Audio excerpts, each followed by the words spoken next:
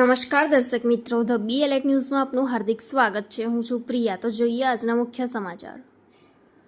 વડોદરા શહેર બ્રહ્મશક્તિ જાગૃત મંચ દ્વારા બ્રહ્મશક્તિ કલા નિકુંજ એવોર્ડ 2024 પ્રાચીન ગરબા લોકનૃત્ય અર્વાચીન ગરબાનું આયોજન વડોદરા શહેરના આજવા રોડ પંડિત દીનદયાળ ખાતે યોજાયો, જેમાં ઉપસ્થિત ડભોઈ દર્ભાવતીના ધારાસભ્ય શ્રી શૈલેષભાઈ, વલસાડથી હિનાબેન શાહ, સુરતથી ચિંતનભાઈ વંશી અને નડિયાદથી જીમીભાઈ પટેલ ઉપસ્થિત રહ્યા હતા।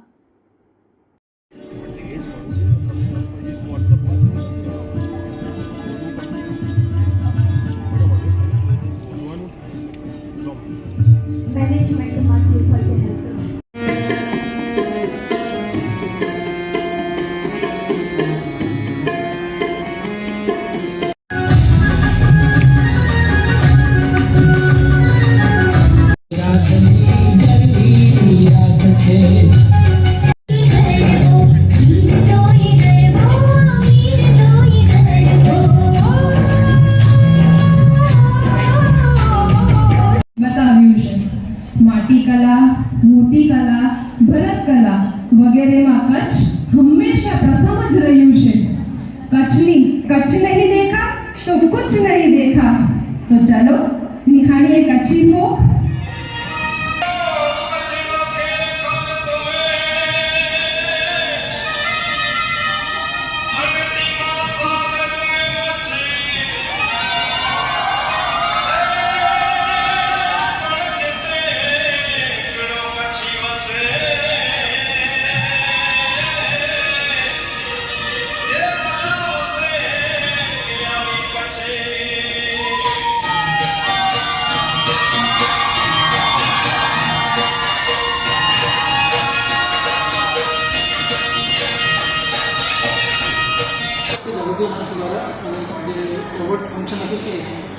આજે બ્રહ્મશક્તિ જાગૃતિ મંચ અને એનો શ્રી શક્તિ ચેરિટેબલ ટ્રસ્ટ દ્વારા પ્રાચીન ગરબા, અર્વાચીન ગરબા અને લોકનૃત્યની જે આપણા ગુજરાતની ભાતીગળ સંસ્કૃતિ છે એને આગળ ધપાવવામાં આ એક નવતર પ્રયોગ અને નવતર પ્રયાસ આજે આ સંસ્થા દ્વારા કરવામાં આવ્યો છે। એ બહુ સંપૂર્ણ રીતે અને સારી રીતે આજે નીવડ્યો છે।